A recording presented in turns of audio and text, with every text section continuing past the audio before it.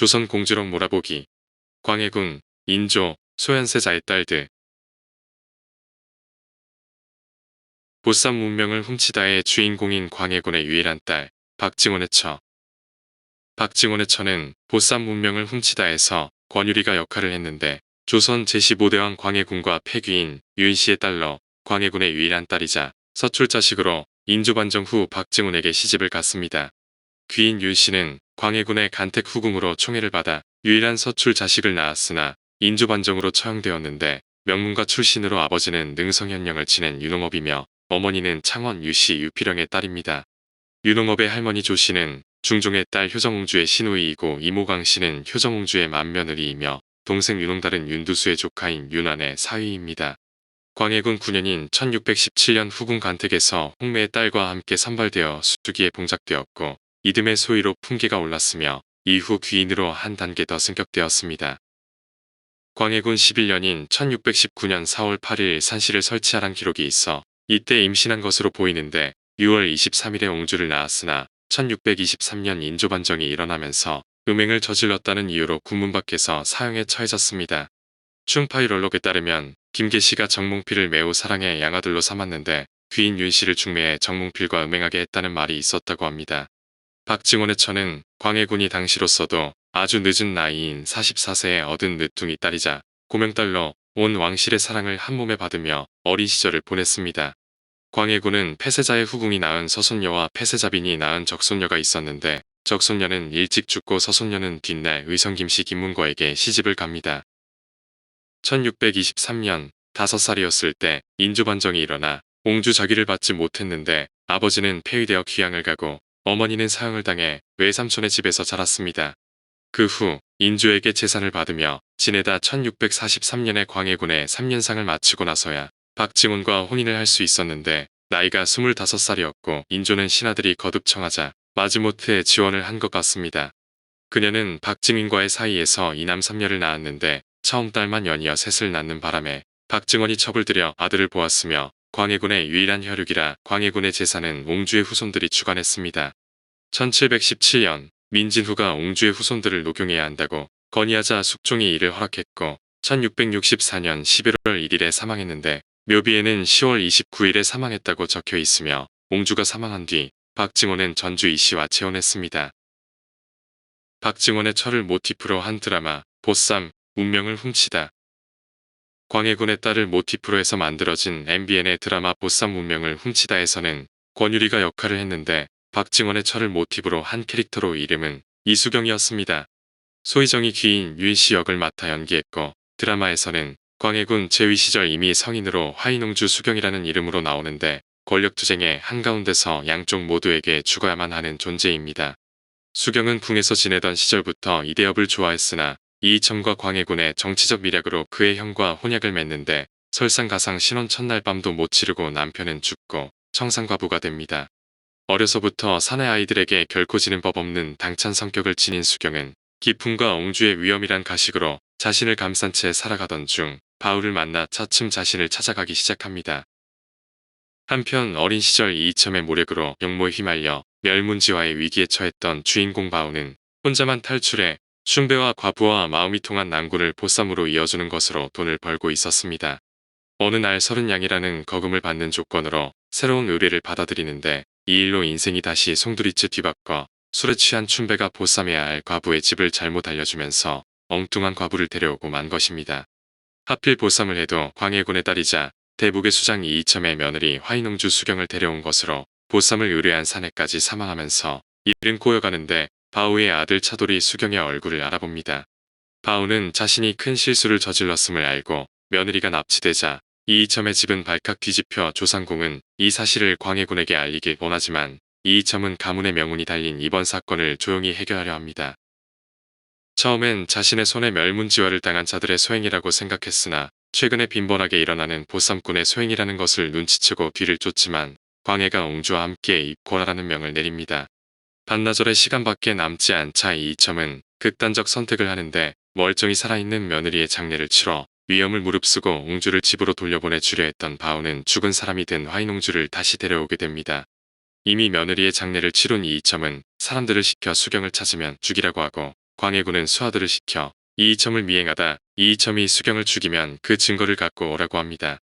딸이 위험에 처한 것을 알고도 권신 이이첨을 압박하기 위한 수단으로 이용하기로 한 것으로 결국 수경은 아버지 광해와 시아버지 이이첨 모두에게 제거 대상이 되게 됩니다.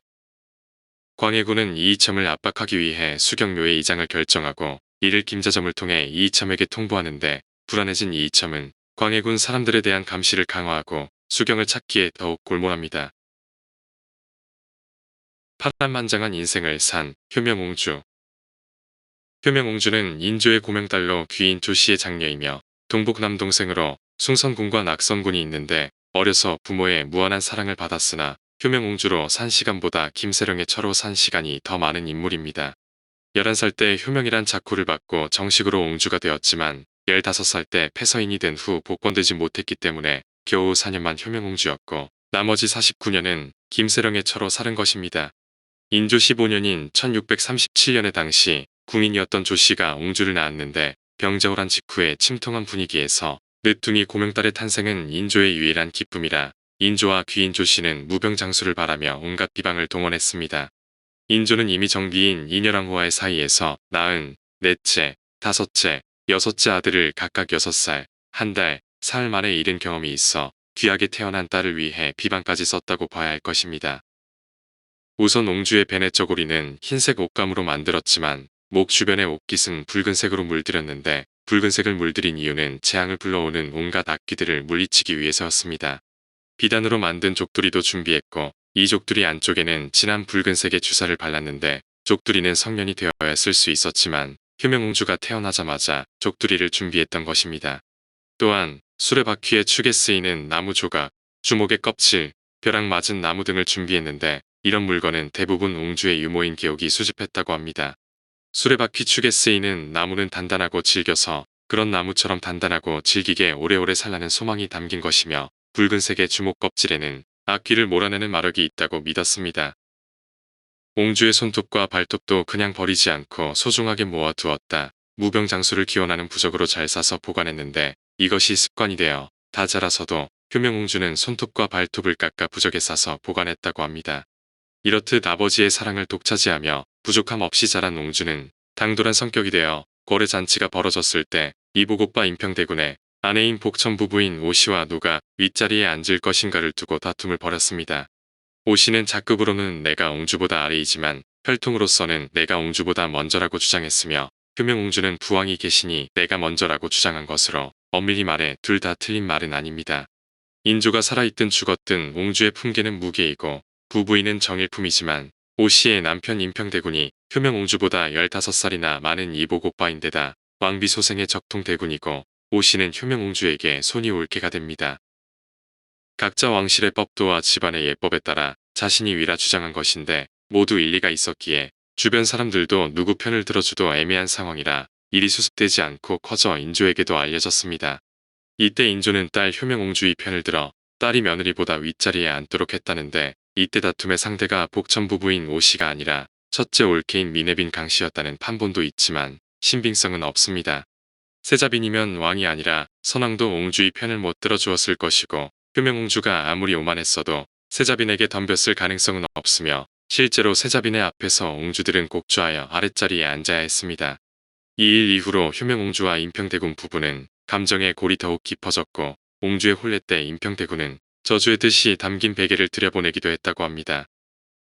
참고로 이때 옹주의 나이 11살이었는데 비록 그때의 11살과 오늘날의 11살이 처신해야 할 몸가짐이 다르긴 했지만 초등학교 4학년짜리가 성인을 상대로 이겨먹으려 했던 것입니다.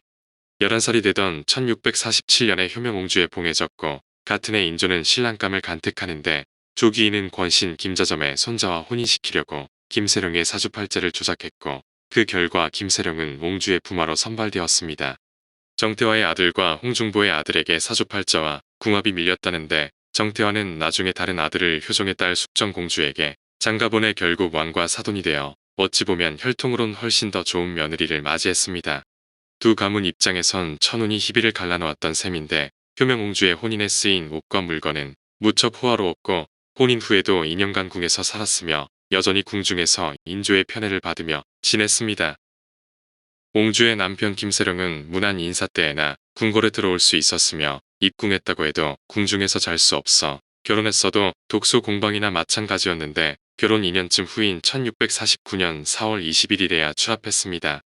효명옹주가 출합한 지 약 1개월 후인 1649년 음력 5월 8일 병석에 들어 누운 인조는 새벽에 다음 후계자인 왕세자 내외를 찾지 않고 조귀인의 세 자녀인 효명옹주, 숭선군, 낙선군을 찾았습니다.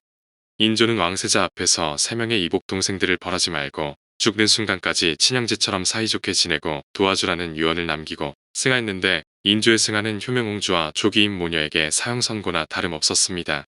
믿었던 버팀목들이 인조의 승하와 함께 사라져버렸기 때문인데 영의정 김자점과 복림대군은 더 이상 두 모녀의 버팀목이 아니라서 효종은 즉위하자마자 영의정 김자점을 파직시키고 귀양을 보냈습니다. 조귀인이 기대했던 것과는 180도 정반대의 결과가 나타난 것으로 조귀인과 김자점은 악역을 자처해 복림대군을 인조의 다음 후계자로 확립했는데 막상 결과는 배신이었던 것입니다. 그들 입장에선 은혜를 원수로 갚은 셈이었지만 효종은 껄끄러운 강신을 제거한 것이며 조귀인은 효명옹주의 사가에서 영이라는 예쁜 소녀를 데려다 큰아들 숭선군의 첩으로 들었습니다. 문제는 숭선군의 아내 신씨의 이모가 인조의 계비인 자의대비였다는 것으로 숭선군 부인 신씨가 이모 자의대비에게 달려와 하소연하자 자의대비는 영의를 고문하며 추궁했습니다. 겁에 질린 영의는 조귀인이 자의대비와 효종을 저주한다는 자백을 했는데 숭선군 부인 신씨는 장희빈을 도운 것으로 알려진 동평군의 어머니로 이 일로 조귀인은 군기시 앞에서 거열령에 처해집니다. 인조사 후 1651년 귀인 조씨가 장렬왕후와 효종을 저주한 일에 관해 여종들을 국문할 때 효명옹주가 소매에 사람 뼈가루를 담아 대궐과 인평대군의 집에 뿌리고 흉한 물건을 궁궐 주변에 묻었다는 자백이 나왔습니다. 야사에는 효명옹주는 효종이 자신을 멀리하자 시아버지를 왕으로 자신은 세자빈이 되려고 했다고 하는데 효명옹주와 남편 김세령을 국문하라고 요청했으나 효종은 김자점의 손자인 김세령만 국문했습니다. 효종은 조씨의 목숨은 빼앗았지만 그 자식들은 유감이 없어 목숨은 보전해주려 나름 노력했지만 남편 김세령과 시조부 김자점이 거열령으로 명을 달리하자 효명옹주도 옹주 자기를 박탈당합니다. 김철아는 상당히 모멸적인 칭호로 불리게 됐는데 선왕의 고명딸이던 왕녀에서 평민의 아내로 수직하강을 한 것으로 이후 강원도 통천에 유배되었다가 이듬해 통천의 날씨가 춥다는 이유로 경기도 이천로 옮겨갔습니다. 1655년에는 효종의 명으로 유배지를 교동으로 옮겨 남동생들인 숭선군, 낙선군과 함께 살다 1658년 해배되었는데 효종은 물론 현종과 숙종까지 3남매를 배려해주어 왕실 어른으로 상당히 우대를 받았습니다. 숭선군의 장남이자 효명옹주의 조카인 동평군도 청나라의 사한사로 다녀올 만큼 명망 있는 종친 대우를 받으며 살았지만 효명옹주는 옹주 자기를 삭탈당하고 평생을 해도 여자라 불리며 죽을 때까지 감시 속에서 살았습니다. 보통 왕녀들은 영모 사건에 휘말려도 신분이 하락될지언정 감시까지 당하진 않았지만 효명옹주는 동복 형제들인 숭선군, 낙선군과는 달리 어머니 소영조씨의 저주 사건에 연루되었기 때문인 듯합니다. 증거가 없어서 그렇지요. 어머니의 죄에 연저당한 게 아니라 사실상 저주 사건의 반쯤 관련자 내지 공범으로 보고 있었던 셈으로 그렇게 조용히 살다 숙종 26년인 1700년에 64세의 나이로 죽었습니다. 1701년에는 조카 동평군도 인현왕후와 희빈 장씨 사후 영모 혐의에 연루되어 사사당했는데 생존한 인조의 오남 일녀 중 가장 장수했지만 그 때문에 비참한 처지를 오래 겪다 갔으니 역사의 아이러니라고 할 수 있을 것입니다. 소현세자와 미네빈 강씨의 딸들은 어떻게 되었을까? 인조의 후계자였던 소현세자가 청나라에서 돌아온 후 의문의 죽음을 당하고 세자빈 미네빈 강씨가 인조에 의해 사살을 당한 것은 잘 알려진 사실로 아들 중 석철과 석리는 제주도 유배지에서 죽임을 당합니다. 막내인 석견만 겨우 살아남아 나중에 경안군으로 지위가 회복되는 반면 소현세자와 미네빈 강씨의 딸들에 대해서는 잘 알려지지 않았는데 어릴 때 요절한 두 딸을 제외한 경숙군주, 경순군주, 경령군주가 있었습니다. 참고로 왕의 딸은 공주이지만 세자의 딸은 군주라고 부르는데 대부분 세자가 왕에 오르면 군주에서 공주가 되지만 알다시피 소현세자는 왕이 되지 못해 딸들이 그대로 군주입니다. 사실상 장녀였던 경숙군주. 경숙군주는 소현세자와 미네빈 강씨 부부의 3남 5녀 중 셋째 딸로 인조 15년인 1637년에 출생했는데 언니들이 각각 12세, 2세의 요절에 장녀 취급을 받지만 본인도 19세의 요절을 합니다. 왕의 손녀임에도 동궁일기나 심양일기에 출생에 관한 기록이 없는 탓에 언제 어디서 태어났는지 불분명한데 기록이 틀리지 않았다면 소현세자와 강빈이 극적인 상황에 놓여 있을 때 임신해서 태어났다고 추정됩니다. 바로 위 오빠인 경선군이 태어난 것이 1636년 3월 28일이었고 12월 14일엔 병자호란이 발발해 부모가 헤어지는데 강빈은 강화도로 피난가고 소현세자는 남한산성으로 가서 항전을 한 것입니다. 경숙군주가 태어난 1637년 1월 30일에 부모가 재회를 했고 이후 볼모로 끌려가 심양에 도착한 날짜가 4월 10일이었으며 강빈은 한 달 넘게 아파 본국에서 어이를 부를 정도였습니다. 경숙군주는 이렇게 소현세자와 미네빈 부부의 삶이 급변하는 과정인 1637년에 태어났는데 궁에서 태어나지 못한 것은 확실해. 강화도 피난 중 태어났거나 심양으로 끌려가는 길에 태어났거나 심양에서 태어났습니다. 임신한 시기도 무난하지는 않았을 것인데 병자호란 이전이면 소현세자가 모후 인연왕 후에 상을 당한 지 얼마 되지 않았을 때 잉태되었을 것이고 아니면 심양으로 끌려오는 중에 잉태되었기 때문입니다. 경숙군주의 출생 기록이 없는 것은 전란과 볼모 생활 중 기록 시스템이 무너진 탓이 크지만 성리학적 가치관에 어긋나는 출생이기 때문일 가능성도 있고 어린 시절부터 심양에서 볼모 생활을 했던 것으로 추정됩니다. 그러나 얼마 안 되어 고국으로 돌려보냈을 것이라는 추측도 있는데 원손 경선군은 고국에서 컸고 복림대군의 군주가 낳은 지 수개월 만에 고국으로 돌려보내지다 사망했다는 기록이 있기 때문입니다. 무튼 8살 되던 해인 1645년 부모를 따라 조선에 귀국했거나 조선에 돌아온 부모와 재회를 했을 것인데 그해 4월 부친인 소현세자의 사망, 이듬해 4월 30일 모친인 미네빈이 사사됩니다.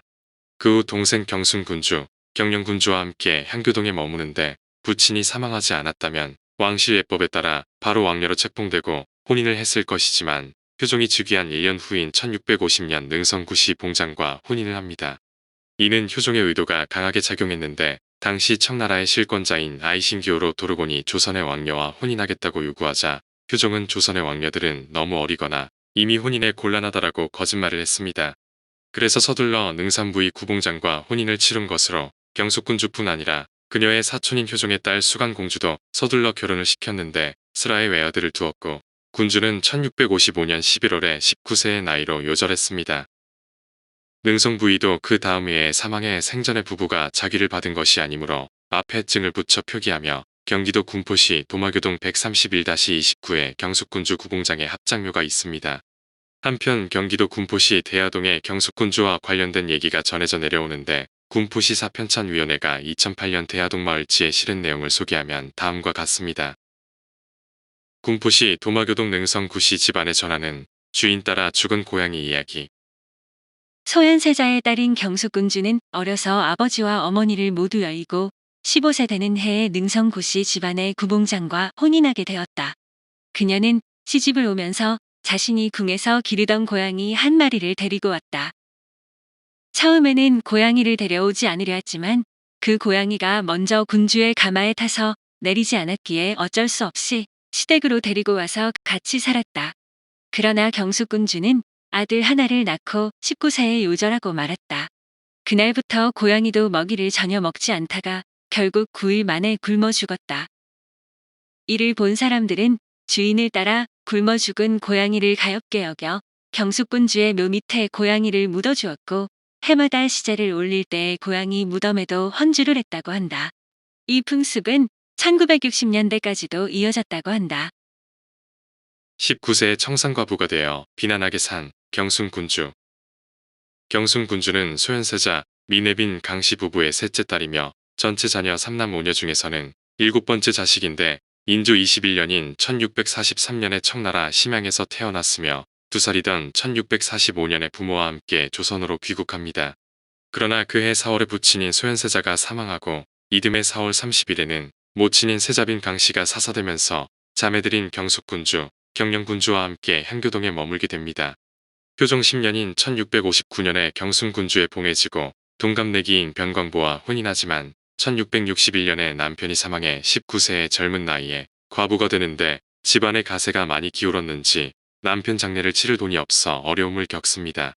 이를 딱하게 여긴 사촌이 장례비를 지원해 주었다고 하며 현종 13년인 1672년에는 사원부의 금리가 경순군주의 집에 난입해 난동을 피우는 과정에서 군주가 넘어지고 수모를 겪은 일이 발생하기도 했습니다.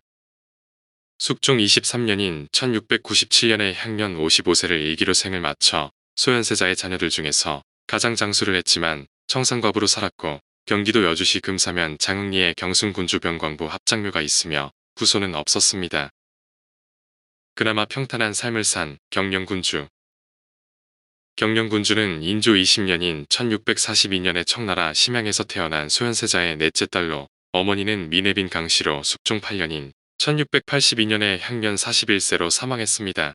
경기도 연천군 신서면 답곡리 산 255에 경령군주 박태정 합장묘가 있는데 남편 금창부이 박태정과 사이에 오남 사녀를 두었습니다. 오늘 조선 공주록 몰아보기는 광해군, 인조, 소현세자의 딸들이었습니다.